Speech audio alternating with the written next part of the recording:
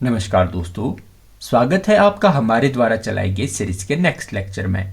आज का हमारा लेक्चर हिंदी व्याकरण से संबंधित रहने वाला है, जहां पे हम डिस्कशन करेंगे उपसर्ग एवं प्रत्यय से संबंधित कुछ इंपॉर्टेंट क्वेश्चन आंसर की। तो अगर आप तैयारी कर रहे हैं किसी भी सेंट्रल या स्टेट सर्विस एग्जामिनेशन की, जहां पर भी हिंदी ग्रामर आपके सिलेबस में मेंशन है, तो आप हमारी सीरीज के साथ जुड़कर अपनी तैयारी को बेहतर बना सकते हैं। तो चलिए शुरू करते हैं आज के अपने पहले क्वेश्चन से। तो पहले क्वेश्चन में आपसे पूछा गया है कि उपसर्ग का क्या अर्थ है। बात कीजिए हमारे पास उपसर्ग की, तो उपसर्ग हम ऐसे शब्दों को नाम देते हैं जो शब्द से पहले जुड़ने वाला अंश जो है, ऐसे शब्दों को नाम दिया जाता है उपसर्ग का। बात कीजिए हमारे पास उपसर्ग की, तो उपसर्ग वे शब्दांश है, मतलब उपसर्ग जो है शब्द का वे अंश है जो शब्द के पहले जुड़कर अर्थ में परिवर्तन ला देते हैं। तो ऐसे शब्दों को नाम दिया जाता है उपसर्ग का। तो आपके पास ऑप्शन बी जो है इसका सही परिभाषा हो जाएगी। तो चलते अपने अगले प्रश्न की तरफ। तो अगले प्रश्न में आपसे पूछा गया है कि निम्न में से कौन सा उपसर्ग हिंदी का है। तो अगर बात कीजिए हमारे पास हिंदी के उपसर्गों की, तो हिंदी के उपसर्गों में आपको अ, अनु, अव, नी, निर आदि जैसे आपके पास हिंदी के उपसर्ग देखने को मिलते हैं। और बात की जाए इन शब्दों में हिंदी का उपसर्ग आपको देखने को मिल जाएगा अनु। तो आपके पास ऑप्शन बी जो है इसका राइट आंसर हो जाएगा। तो चलते अपने अगले प्रश्न की तरफ। तो अगले प्रश्न में आपसे पूछा गया है कि प्रहार में कौन सा उपसर्ग है। तो अगर बात की जाए हमारे पास प्रहार में उपसर्ग की, तो उपसर्ग ऐसे शब्द जो किसी शब्द के पहले लगकर, देखिए उपसर्ग जो किसी शब्द के पहले लगकर जो है शब्द के अर्थ में परिवर्तन ला देते हैं, तो ऐसे शब्दों को नाम दिया जाता है उपसर्ग का। और प्रहार शब्द में जो आपको उपसर्ग देखने को मिलता है, ये आपको प्र उपसर्ग। तो आपके पास ऑप्शन ए जो है इसका राइट आंसर हो जाएगा। प्र जमा हर, ये आपके पास प्रहार। आपके पास ऑप्शन ए इसका राइट आंसर हो जाएगा। तो चलते अपने अगले प्रश्न की तरफ। तो अगले प्रश्न में आपसे पूछा गया है कि उपसर्ग के कितने प्रमुख प्रकार है। तो अगर बात की जाए हमारे पास उपसर्गों के प्रकार की, देखिए उपसर्गों के यहाँ आपसे प्रकार पूछे गए हैं। तो बात की जाए हमारे पास हमें उपसर्गों के प्रकार में आपको हिंदी के उपसर्ग, संस्कृत के उपसर्ग, उर्दू और फारसी के उपसर्ग, इसी तरह आपको अंग्रेजी या विदेशी उपसर्ग। तो इस प्रकार से आपके पास उपसर्ग के आपको चार प्रकार, मुख्यतः आपको चार प्रकार जो है उपसर्ग के देखने को मिलते हैं, जिसमें हिंदी, संस्कृत, उर्दू या फारसी और अंग्रेजी या विदेशी। तो ये आपको चार प्रकार के उपसर्ग जो है हिंदी में देखने को मिलते हैं। तो आपके पास ऑप्शन बी जो है इसका राइट आंसर हो जाएगा। तो चलते अपने अगले प्रश्न की तरफ। तो अगले प्रश्न में आपसे पूछा गया है कि बदनाम में उपसर्ग है। तो अगर बात की जाए हमारे पास बदनाम में उपसर्ग की, तो बदनाम जिसमें आपको उपसर्ग देखने को मिल जाता है बद, उपसर्ग जो आपको बद उपसर्ग है, ये आपको उर्दू का उपसर्ग देखने को मिलता है। तो आपके पास ऑप्शन जो है ए इसका राइट आंसर हो जाएगा। तो चलते अपने अगले प्रश्न की तरफ। तो अगले प्रश्न में आपसे पूछा गया है कि निर्जीव में कौन सा उपसर्ग है। तो अगर बात की जाए हमारे पास निर्जीव शब्द में उपसर्ग की, तो ये आपको जो है इसमें आपके पास उपसर्ग हो जाएगा निर्जमा जीव। ये आपको निर जो है संस्कृत का उपसर्ग देखने को मिलता है। तो आपके पास ऑप्शन बी जो है इसका राइट आंसर हो जाएगा। तो चलते अपने अगले प्रश्न की तरफ। तो अगले प्रश्न में आपसे पूछा गया है कि उपसर्ग जो अर्थ में विपरीतता लाते हैं, जैसे आपको ऐसे उपसर्ग बताने हैं जो कि किसी के अर्थ में जो विपरीतता मतलब उल्टा जो है उसका अर्थ बनाते हैं। तो अगर बात की जाए हमारे पास ऐसे उपसर्गों की, तो ऐसे उपसर्गों में हमें प्रमुखतः देखने को मिल जाते हैं अ और अन। तो अ और अन जो है ये आपको ऐसे उपसर्ग देखने को मिलते हैं जो किसी अर्थ में जो है विपरीतता मतलब उसका उल्टा अर्थ जो है ला देते हैं। जैसे आपके पास नैतिक शब्द है, तो नैतिक में जब आप अ जोड़ेंगे तो देखिए तो ये हो जाएगा अनैतिक। तो इस प्रकार ऐसे शब्द या ऐसे उपसर्ग जो किसी के अर्थ में विपरीतता ला देते हैं, तो इसमें आपको प्रमुखतः अ और अन देखने को मिलते हैं। तो चलते अपने अगले प्रश्न की तरफ। तो अगले प्रश्न में आपसे पूछा गया है कि अपमान में उपसर्ग का अर्थ है। तो अगर बात की जाए अपमान में आपको अप उपसर्ग देखने को मिलता है। और बात की जाए अप उपसर्ग की, तो अप जो है इसका अर्थ हो जाएगा आपके पास हीन मतलब अप जमा मान। तो अपमान में अप का अर्थ आपको हीन देखने को मिलता है। तो आपके पास ऑप्शन बी जो है इसका राइट आंसर हो जाएगा। तो चलते अपने अगले प्रश्न की तरफ। तो अगले प्रश्न में आपसे पूछा गया है कि निम्न में कौन सा विदेशी उपसर्ग है। तो अगर बात की जाए आपके पास विदेशी उपसर्ग की, तो विदेशी उपसर्ग आपको देखने को मिल जाता है इसमें को। देखिए को जमा ऑपरेशन, मतलब कॉपरेशन। तो ये आपको को जो है एक प्रकार का विदेशी उपसर्ग मतलब अंग्रेजी से आया हुआ आपको जो है उपसर्ग देखने को मिलता है। तो चलते अपने अगले प्रश्न की तरफ।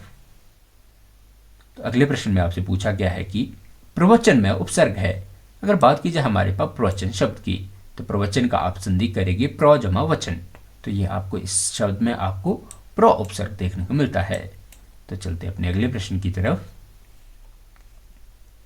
तो अगले प्रश्न में आपसे पूछा गया है कि उपसर्ग का कार्य है। तो आपको बताना है कि इनमें से कौन सा जो उपसर्ग का कार्य है। तो अगर बात की जाए हमारे पास उपसर्ग जो है आपके मुख्यतः शब्द के अर्थ में परिवर्तन लाने के लिए उपयोग किए जाते हैं। तो आपके पास ऑप्शन जो है इसका ए राइट आंसर हो जाएगा। तो चलते अपने अगले प्रश्न की तरफ। तो अगले प्रश्न में आपसे पूछा गया है कि सुपुत्र में उपसर्ग है। तो अगर बात की जाए हमारे पास सुपुत्र शब्द की, तो सुपुत्र जो है आपको सु जमा पुत्र मतलब अच्छा पुत्र, सु यहाँ जो है ये सु दर्शाएगा आपके पास अच्छे को, और सु आपको ये आपको संस्कृत में प्रयुक्त उपसर्ग देखने को मिल जाता है। तो चलते अपने अगले प्रश्न की तरफ। तो अगले प्रश्न में आपसे पूछा गया है कि उपसर्ग के उदाहरण में अधिकार का उपसर्ग है। तो अगर बात की जाए हमारे पास यहाँ मुख्य तो आपसे अधिकार में प्रयुक्त उपसर्ग पूछा गया है। तो बात की जाए हमारे पास अधिकार में आपको अधि उपसर्ग देखने को मिल जाता है। तो आपके पास ऑप्शन जो है इसका ए राइट आंसर हो जाएगा। तो चलते अपने अगले प्रश्न की तरफ। तो अगले प्रश्न में आपसे पूछा गया है कि हिंदी में उपसर्गों की संख्या कितनी है।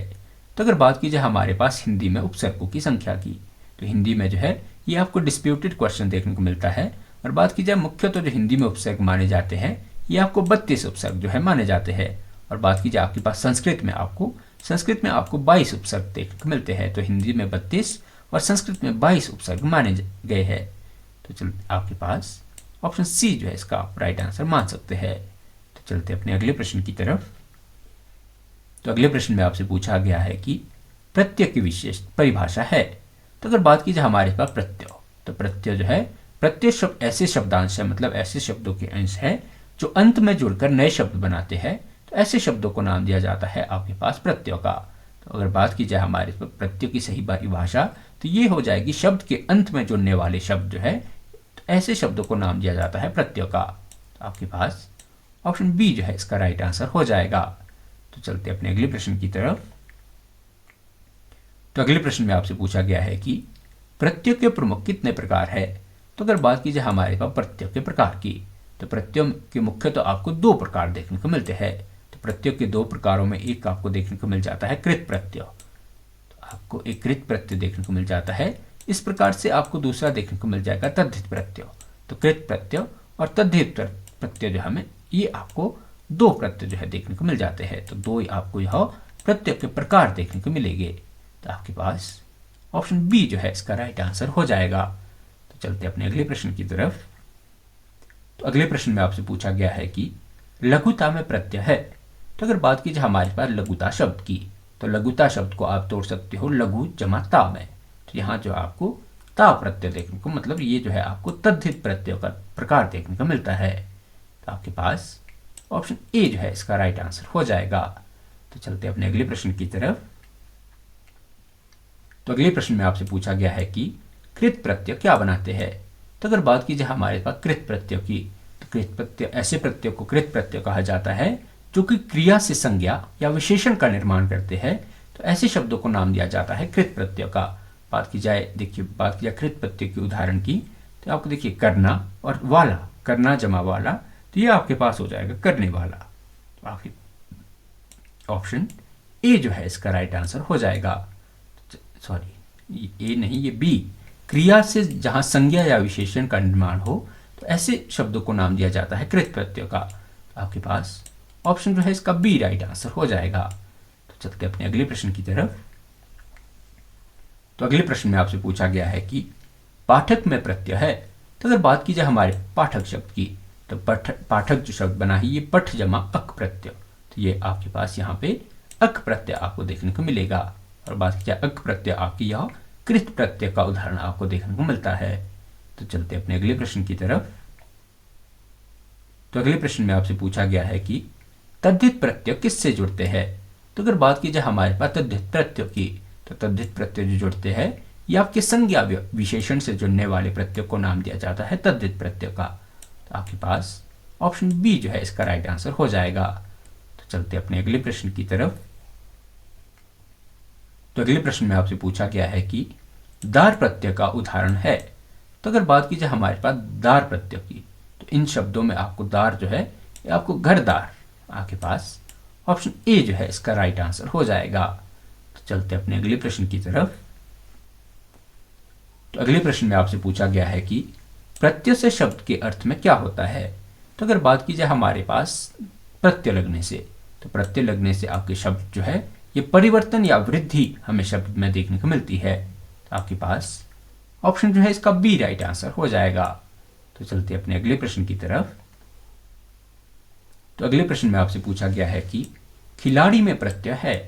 तो अगर बात की जाए हमारे पास खिलाड़ी शब्द की, तो खिलाड़ी शब्द में जो आपको प्रत्यय देखिए, खिलाड़ी शब्द जो बना है ये बना है खेल जमा आड़ी से। तो ये आपको ऑप्शन जो है इसका ए राइट आंसर हो जाएगा। तो चलते अपने अगले प्रश्न की तरफ। तो अगले प्रश्न में आपसे पूछा गया है कि प्रत्यय इया का उदाहरण है। तो अगर बात की जाए हमारे पास प्रत्यय इया, तो इया प्रत्यय आपको देखने को मिल जाएगा दुकन्या, दुकानिया में। तो आपके पास ऑप्शन जो है इसका ए राइट आंसर हो जाएगा। दुकानिया में जो है आपको दुकान जमा इया, तो ये मिलके शब्द बनाएगा दुकानिया। तो आपके पास ऑप्शन ए जो है इसका राइट आंसर हो जाएगा। तो चलते अपने अगले प्रश्न की तरफ। तो अगले प्रश्न में आपसे पूछा गया है कि वाल प्रत्यय किस प्रकार का है। तो अगर बात की जाए हमारे पास वाल प्रत्यय की, तो वाल प्रत्यय, सॉरी ये वाल प्रत्यय नहीं, यहाँ पे वाला, वाला आना चाहिए यहाँ पे वाला की। अगर बात की जाए वाला प्रत्यय, जैसे आपके पास पड़ जमा वाला, तो ये मतलब पड़वाला। तो इस प्रकार के जो शब्द है इन्हें नाम दिया जाता है कृत प्रत्यय का। तो आपके पास ऑप्शन ए जो है इसका राइट आंसर हो जाएगा। तो चलते अपने अगले प्रश्न की तरफ। तो अगले प्रश्न में आपसे पूछा गया है कि प्रत्यय की संख्या कितनी है। तो अगर बात की जाए हमारे पास हिंदी में, तो हिंदी में आपको जो है प्रत्यय की कोई निश्चित संख्या हमें देखने को नहीं मिलती। मतलब प्रत्यय को जो है अलग अलग प्रकार के आपको जो है प्रत्यय देखने को मिलते हैं। इसलिए हिंदी में आपको प्रत्यय की निश्चित संख्या जो है नहीं देखने को मिलेगी। तो आपके पास ऑप्शन ए जो है इसका राइट आंसर हो जाएगा। तो चलते अपने अगले प्रश्न की तरफ। तो अगले प्रश्न में आपसे पूछा गया है कि सुखी में प्रत्यय है। तो अगर बात की जाए सुखी शब्द की, तो सुखी शब्द का आप तोड़ सकते हैं सुख जमा ई। तो ये आपको जो है इसमें आपको ई प्रत्यय देखने को मिल जाता है, और ये ई जो है आपको तद्धित प्रत्यय का उदाहरण देखने को मिलेगा। तो चलते अपने अगले प्रश्न की तरफ। तो अगले प्रश्न में आपसे पूछा गया है कि प्रत्यय जो भाववाचक बनाते हैं। तो अगर बात की जाए हमारे पास ऐसे प्रत्यय, ऐसा प्रत्यय जो भाववाचक का निर्माण करते हैं, ये आपको देखने को मिल जाएगा पन प्रत्यय। देखिए पन, जैसे आपके पास उदाहरण बड़ा जमा पन, तो ये आपके पास हो जाएगा बड़प्पन। तो ऐसे शब्द जो आपके ये भाववाचक संज्ञा का निर्माण करते हैं। तो आपके पास ऑप्शन ए जो है इसका राइट आंसर हो जाएगा। तो चलते अपने अगले प्रश्न की तरफ। तो अगले प्रश्न में आपसे पूछा गया है कि उपसर्ग और प्रत्यय से बने शब्द क्या कहलाते हैं। तो अगर बात की जाए ऐसे शब्द जो उपसर्ग और प्रत्यय से जिनका निर्माण हुआ है, तो ऐसे शब्दों को नाम दिया जाता है यौगिक का। तो आपके पास ऑप्शन जो है बी इसका राइट आंसर हो जाएगा।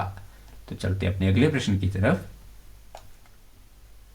तो अगले प्रश्न में आपसे पूछा गया है कि शब्द रचना के कितने साधन है।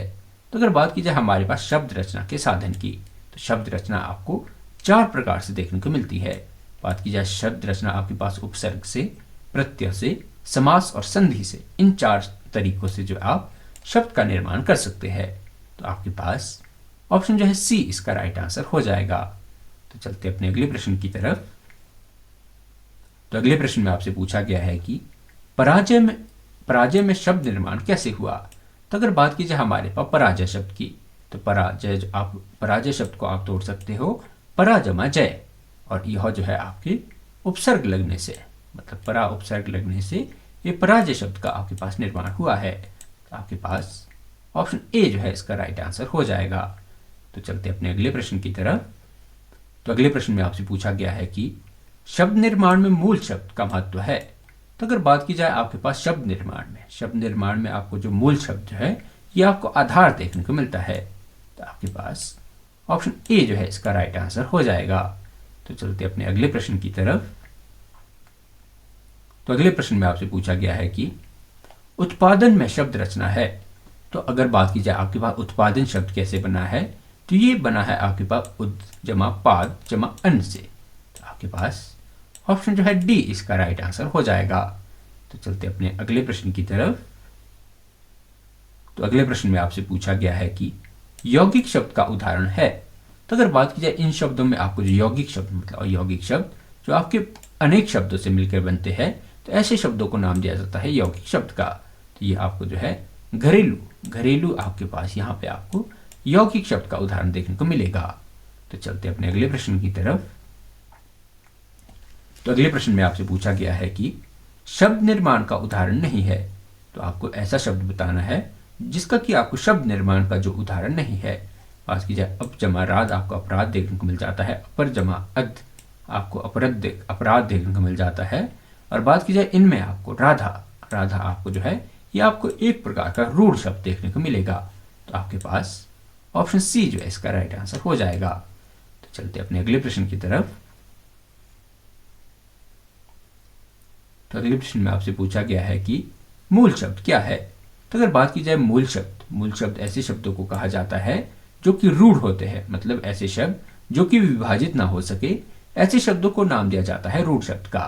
तो आपके पास ऑप्शन ए जो है इसका राइट आंसर हो जाएगा। तो चलते अपने अगले प्रश्न की तरफ।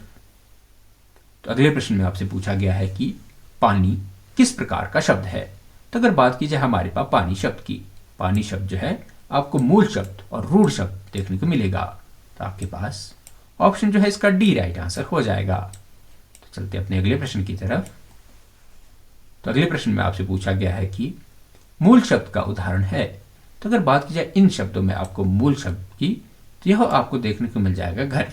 घर जो है ये आपके विभाजित नहीं हो सकता, इसी प्रकार ये आपको जो है मूल शब्द का उदाहरण देखने को मिलेगा।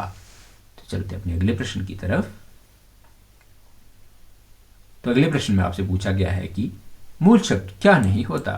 तो अगर बात की जाए आपके पास मूल शब्द में आपको ना प्रत्यय देखने को मिलते हैं ना कोई उपसर्ग। तो आपके पास ऑप्शन जो है इसका सी राइट आंसर हो जाएगा। तो चलते अपने अगले प्रश्न की तरफ। तो अगले प्रश्न में आपसे पूछा गया है कि आकाश मूल शब्द है क्योंकि। तो अगर बात की जाए आपके पास आकाश की, तो आकाश जो है आप इसे विभाजित नहीं कर सकते, इस प्रकार आकाश आपको जो है मूल शब्द देखने को मिलता है। तो आपके पास ऑप्शन जो है इसका बी राइट आंसर हो जाएगा। तो चलते अपने अगले प्रश्न की तरफ। तो अगले प्रश्न में आपसे पूछा गया है कि निम्न में मूल शब्द नहीं है। तो अगर बात की जाए हमारे पास इन शब्दों में आपको जो मूल शब्द नहीं है, तो ये आपको देखिए आपके पास किताब आपको मूल शब्द देखने को मिलता है। तो किताब से आपका किताबी यह जो है आपके पास ये प्रत्यय लगने से बना है। और बात की जाए किताब खाना, तो ये भी आपके प्रत्यय लगने से बना है। तो आपको ऑप्शन डी जो है इसका राइट आंसर हो जाएगा। केवल एकमात्र किताब जो है यहाँ आपको मूल शब्द दिया गया है।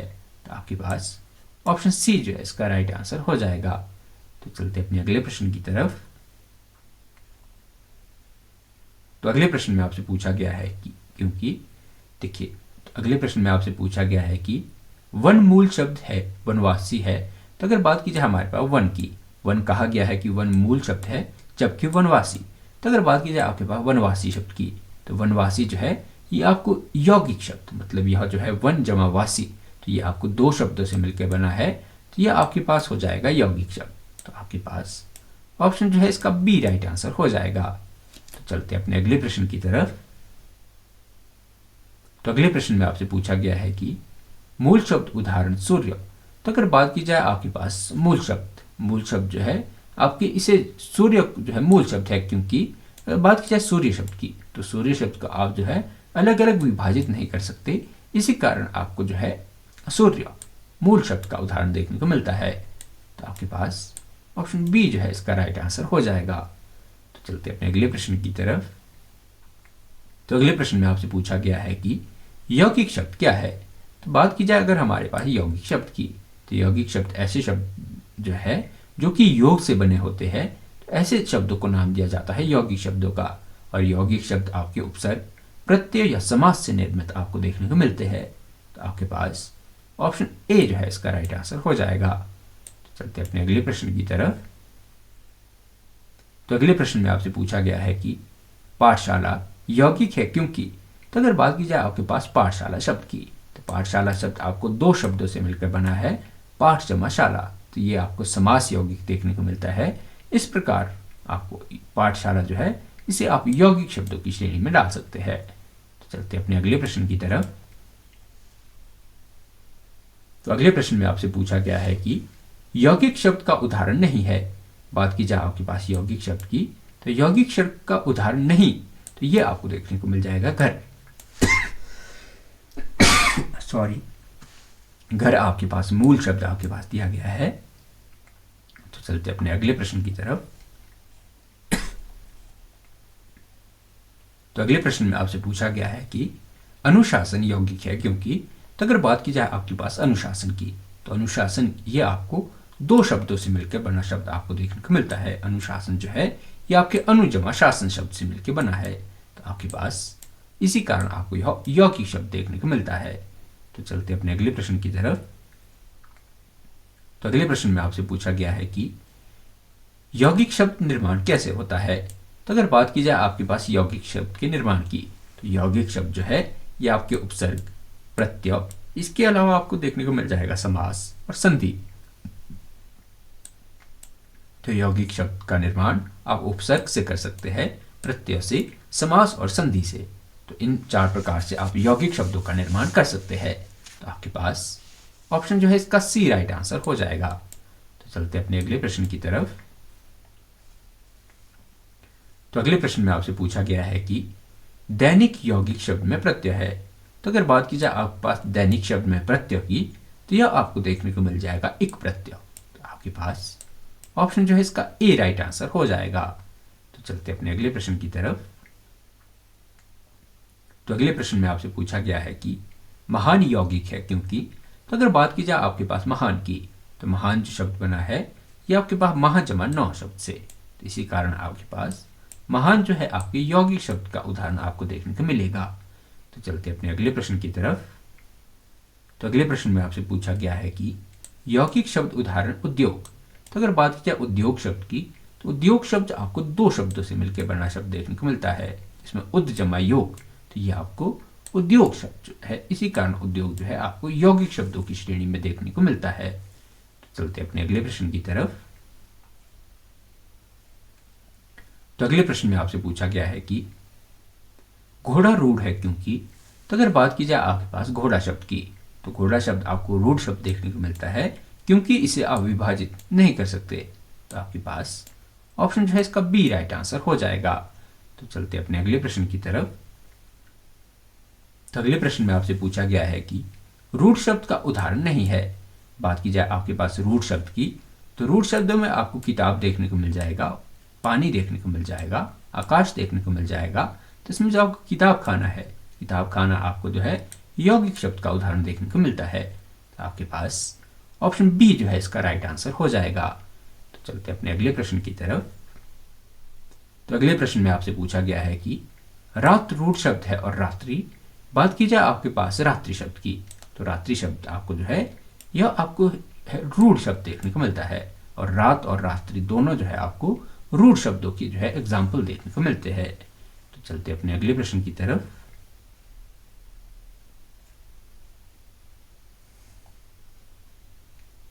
तो अगले प्रश्न में आपसे पूछा गया है कि लता रूढ़ है लतिका। तो अगर बात की जाए आपको बताया गया है कि जो लता आपके पास रूढ़ शब्द देखने को मिलता है, और बात की जाए लतिका की, तो लतिका जो है ये आपको लता जमा इका, ये दो शब्दों से मिलकर बनी है, तो ये आपके पास हो जाएगा यौगिक शब्द। तो आपके पास ऑप्शन बी जो है इसका राइट आंसर हो जाएगा। तो चलते अपने अगले प्रश्न की तरफ।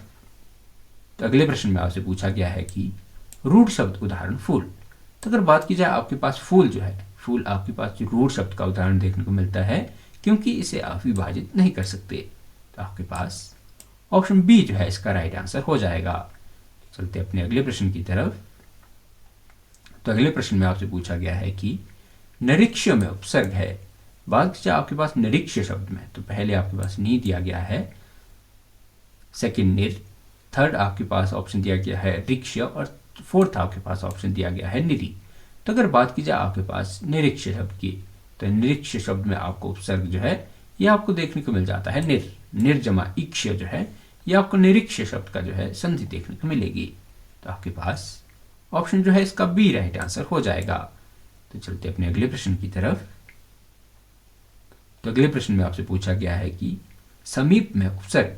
तो अगर बात की जाए आपके पास समीप शब्द की, तो समीप शब्द में आपको उपसर्ग देखने को मिल जाता है सम। तो आपके पास ऑप्शन ए जो है इसका राइट आंसर हो जाएगा।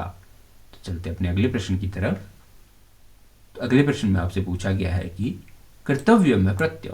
तो अगर बात की जाए आपके पास कर्तव्य शब्द की, तो कर्तव्य शब्द में आपको तव्य प्रत्यय देखने को मिल जाता है। तो क्री जमा तव्य, तो तव्य जो है यहाँ आपको वो प्रत्यय की तरह इस्तेमाल होता हुआ देखने को मिल रहा है। तो आशा करते हैं कि आज का हमारा लेक्चर आपको पसंद आया होगा। तो ऐसी ही वैल्यूएबल क्वेश्चन आंसर की डिस्कशन के लिए आप हमारे चैनल से जुड़ सकते हैं और हमारी मोटिवेशन बढ़ाने के लिए आप हमारी वीडियोस को लाइक और हमारे चैनल को सब्सक्राइब कर सकते हैं। बहुत बहुत धन्यवाद।